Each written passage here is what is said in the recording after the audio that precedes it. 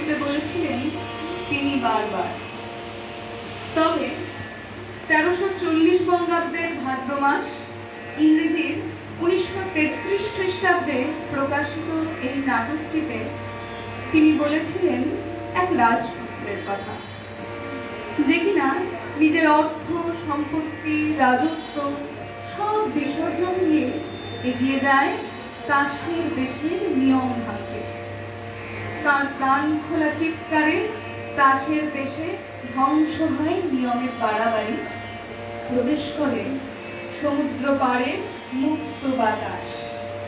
এই নাটকটি তিনি উৎসর্গ করেন বাঙালির তথা সমগ্র ভারতের রাজপুত্র নেতাজি সুভাষচন্দ্র বসুকে।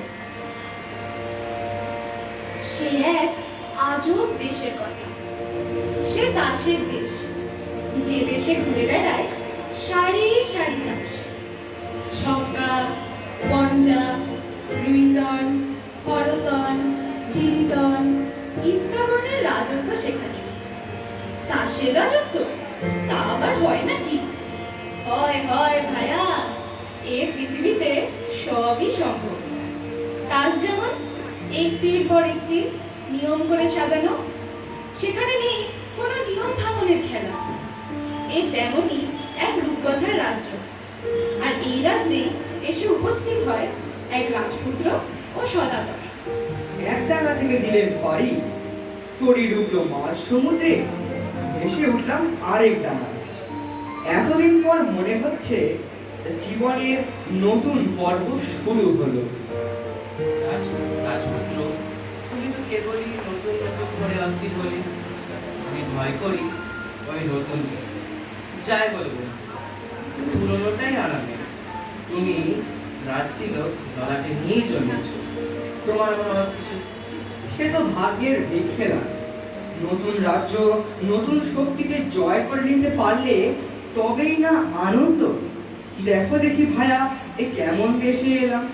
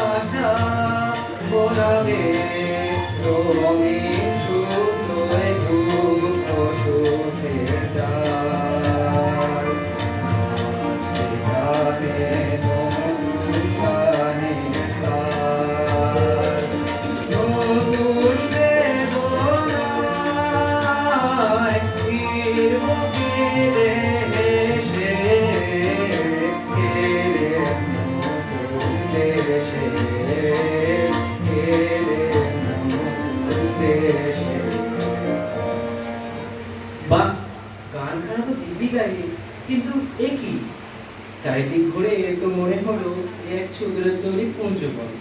সবাই কেমন চৌকো চৌকো, বুকে পিঠে চ্যাপটা, আর ফেলছে খিটখিট ফুটফুট শব্দে। এই মহাদেশকে তুমি বললে নতুন দেশ, প্রাণহীন যন্ত্র যত সকলে। বুঝলে না ভাইয়া, এ তো সত্যি নয়, এই পণ্ডিতদের হাতে গড়া। তাই চারদিকে নিয়মের বাড়াবাড়ি। আমরা এখানে এসেছি এই নিয়মের খাঁচা ভেঙে প্রাণীর পাখি উড়িয়ে দিতে মুক্ত আকাশে। ওই ওই দেখো তাসের দলের কাণ্ড।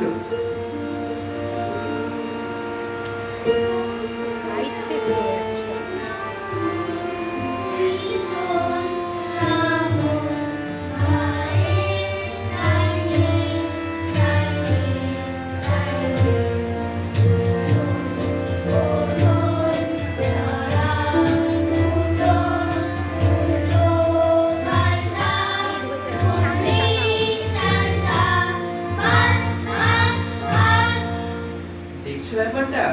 লাল উর্দি কালো উর্দি উঠছে পড়ছে শুচ্ছে বসছে, একেবারে অকারে, ভারী অদ্ভুত। এ কি ব্যাপার? হা হা হা হা। লজ্জা নেই তোমাদের? জানো না এদেশে হাসতে নেই, হাসি অর্থহীন। হাসির তো একটা অর্থ আছে, কিন্তু তোমরা যা করছো তার তো কোনো অর্থ নেই। তোমরা তো দেখছি খাঁটি পাগল। নিয়ম কানুন সম্বন্ধে তোমরা কিছুই জানো না, চাল চলনটাই নেই একেবারে। তোমরা কি জানো না যে আমরা অতি প্রাচীন? তোমরা আধুনিক ওর কাছে অপকর্ম। বুঝেছি, তোমরা গুরুমশাইয়ের হাতে মানুষ হও, তাই তোমাদের একেবারেই নিয়ম কানুনের অভাব। এ তো গুরুমশাইয়ের দেশ, ভাবছি তারই স্মরণ নেব। ব্যাস, আর বলতে হবে না। তোমরা বিদেশি, তোমাদের জাত নেই, শ্রেণী নেই, গোষ্ঠী নেই। তোমরা কি জানো আমরা ভুবন বিখ্যাত দাস বংশীয়। আমি শ্রী ছক্কা শর্মা, আমি পঞ্জাবর্ণ। আমাদের জন্ম ব্রহ্মার 4 মুখ থেকে শুভ গোধূলি লগ্নে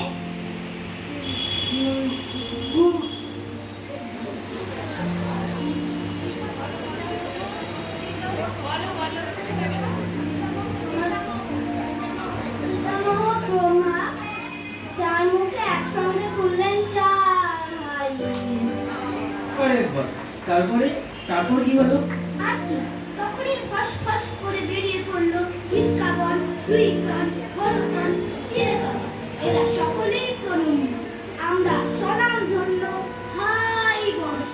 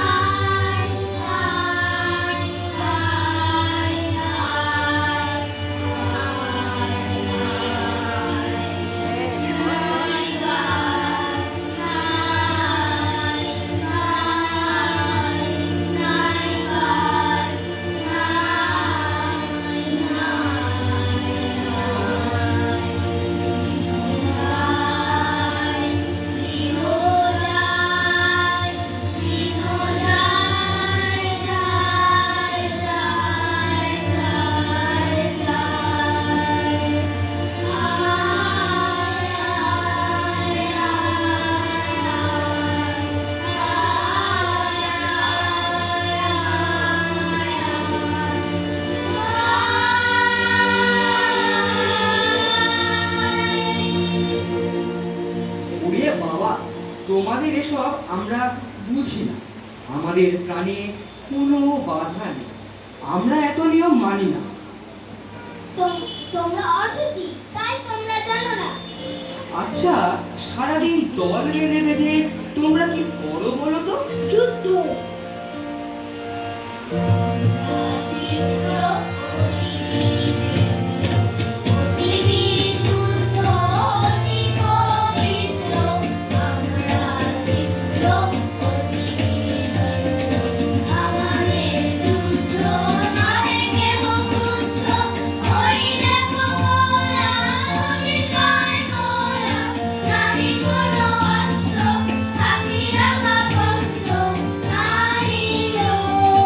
সোজা তাকাও, সোজা সোজা।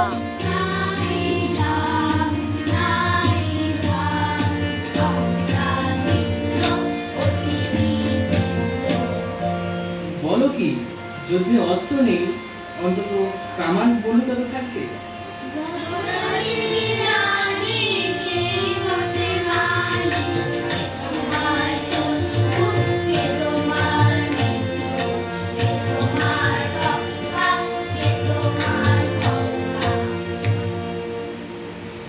ওহে বিদেশি, শাস্ত্র মতে তোদের উৎপত্তি কোথা থেকে বললে না তো? সেই সেই পিতামহ ব্রহ্মা। তবে আমাদের উৎপত্তি ভাই থেকে নয়, আমরা আগুনে স্ফুলিঙ্গ হয়ে তার নাকে ঢুকে পড়েছিলাম।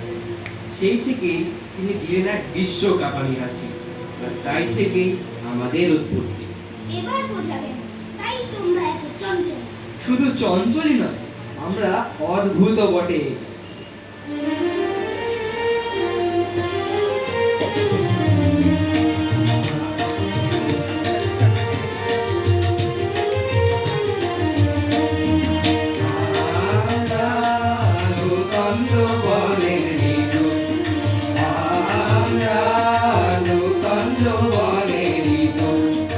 আমরা চঞ্চল, আমরা অদ্ভুত, আমরা নূতন যৌবনের দূত।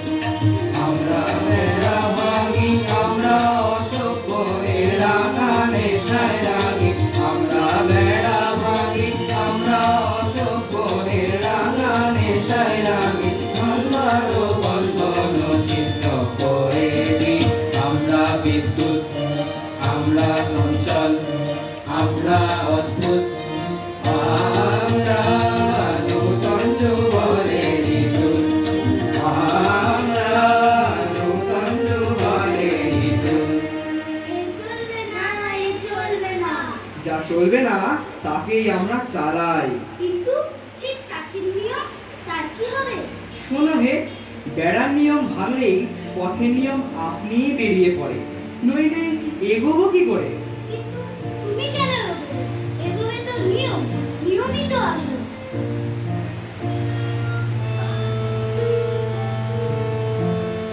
চলো নিয়ম মতে, চলো নিয়ম মতে, চলো নিয়ম মতে। দূরে তাকিও না গো, আর তাকিও না গো। চলো সমান পথে, চলো নিয়ম মতে, চলো নিয়ম মতে। হ্যারো অরণ্যই কোথা শৃঙ্খলা কই, হ্যারো অরণ্যই কোথা শৃঙ্খলা কই। পাগল ঝর্ণাগুলো দক্ষিণ পর্বতে, পাগল ঝর্ণাগুলো। যেও না, যেও না, যেও না, যেও না, যেও না, যেও না, যেও না, যেও না। চলো সমান পথে, চলো নিয়ম মতে, চলো নিয়ম মতে। কিন্তু আর নিয়ম মতে চলা সম্ভব হয় না। তাস বংশের নিয়মের বাঁধন ভেঙে ঢুকেছে যে বেনিয়মের বাতাস। তাতেই অল্প অল্প করে তাসের দেশে লাগে নাচন। সমুদ্র পাড়ে হাওয়ায় ঝড় ওঠে তাসের দেশে। রাজা, রানী, হরতনী, রুইতনী সকলের ভেতরেই যেন দোলা লাগে। স্থির থাকা দায় হয়ে ওঠে। টেক্কানি, চিরেতনী, হরতনীর কথায় ফুটে ওঠে মুক্তির ভাষা।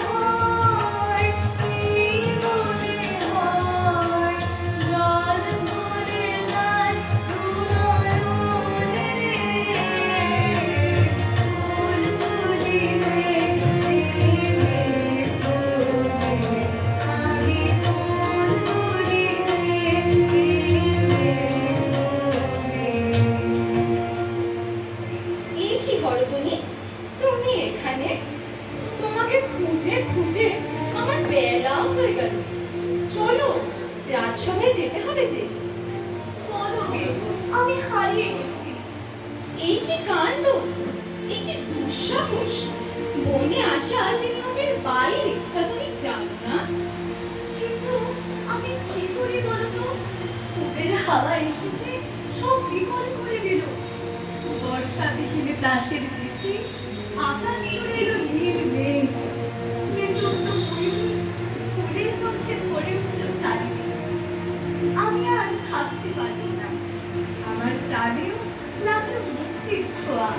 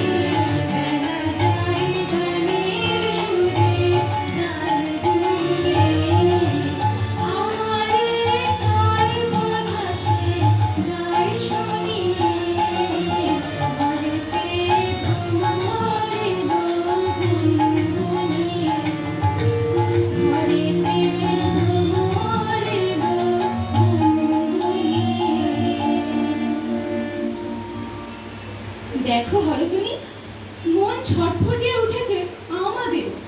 মনে হচ্ছে যেন বন্দিনীর বন্ধন কাটাতে হবে এবার। বন্ধ দরজা খুলবে এবার। চলো আমরা মরণ পণ করি, মুক্তির পথ কাটি, পাথর ধরে দিই পাহাড়ের বুকে। সাহস আছে তোমার সুন্দরী? আছে আছে। অজানাকে ভয় করবে না? না, করবো না। এই যে সমুদ্র পাড়ে লেগেছে ছন্দ, কান পেতে শোনো। তুমি কি ওই ছন্দ আমাদের কানে এনে দিতে পারো রাজপুত্র? পারি, তবে শোনো।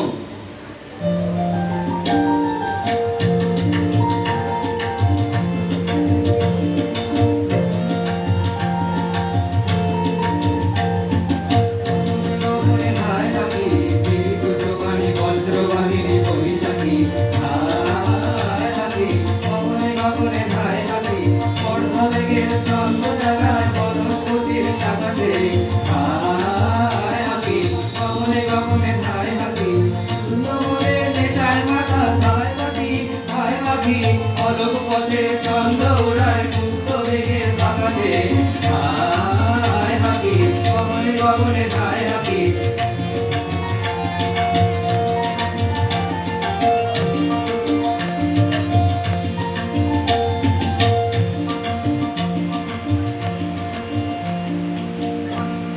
মুক্তির ছোঁয়ায় মেতে উঠল দাসরাজ্যের মন।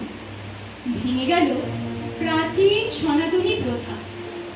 জন্ম নিল ইচ্ছে, বিদেশি হাওয়া বয়ে আনলো ইচ্ছে মাত্র।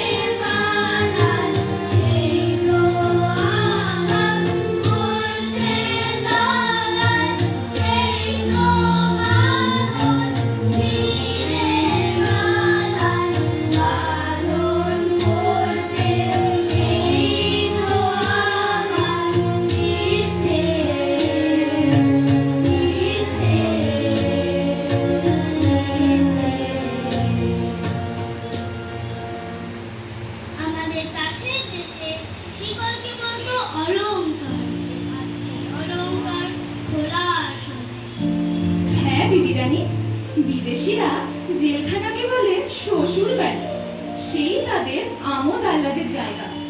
তারা কোনো বাঁধনকে বাঁধন মানে না। এবার আর কোনো বাধা নেই। আমরা চাই দাসের দেশ থেকে নির্বাসন। আর এই দেশের বাধ্যতামূলক আইন চলবে না, চলবে না। এই যে আমরাই আনবো তোমাদের নিয়মের দেশে নির্বাসন। ওগো বিদেশি, আমিও কি পাবো এর মুক্তি আনন্দ? রানী আছে তোমার সহায়, তাতেই তোমার মুক্তি। জয় রানীর।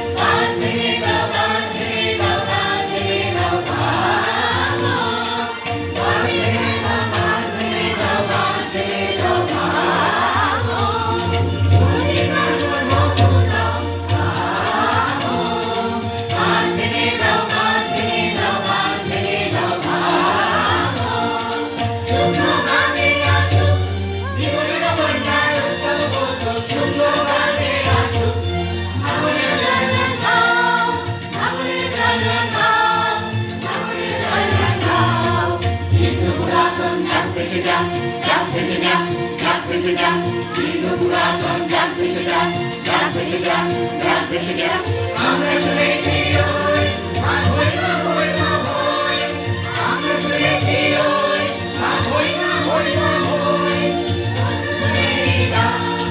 ভয় করি না ওদের নারী, যুদ্ধ দাঁড়ি দাঁড়ি, ভয় করি না ওদের নারী, যুদ্ধ দাঁড়ি দাঁড়ি, যুদ্ধ ভেঙে দাও, ভাগো, বাঁধ ভেঙে দাও, বাঁধ ভেঙে দাও, বাঁধ ভেঙে দাও, ভাগো, বাঁধ ভেঙে দাও, বাঁধ ভেঙে দাও, বাঁধ ভেঙে দাও, ভাগো, বাঁধ ভেঙে দাও, বাঁধ ভেঙে দাও, বাঁধ ভেঙে দাও, ভাগো।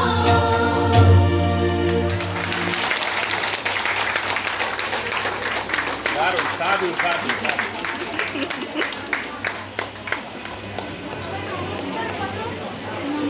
নমস্কার। হ্যালো হ্যালো, রাজপুত্র নাম বলে যাচ্ছে না, বিমান নামগুলো বল না। রাজপুত্র সুনিমান ঘোষ আর বড়খানি দেবাজিকা রায়। সম্পদ প্রত্যুষপুরী, রানী অনায়াস, পঞ্জা আঞ্চলিক দত্ত, বাবা রে,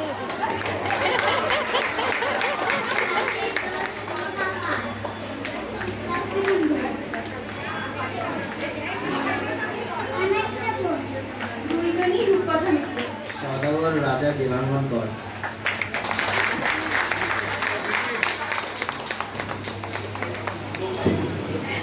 খুব ভালো হয়েছে, দারুণ। রানীর চোখে চশমা নেওয়া বেশি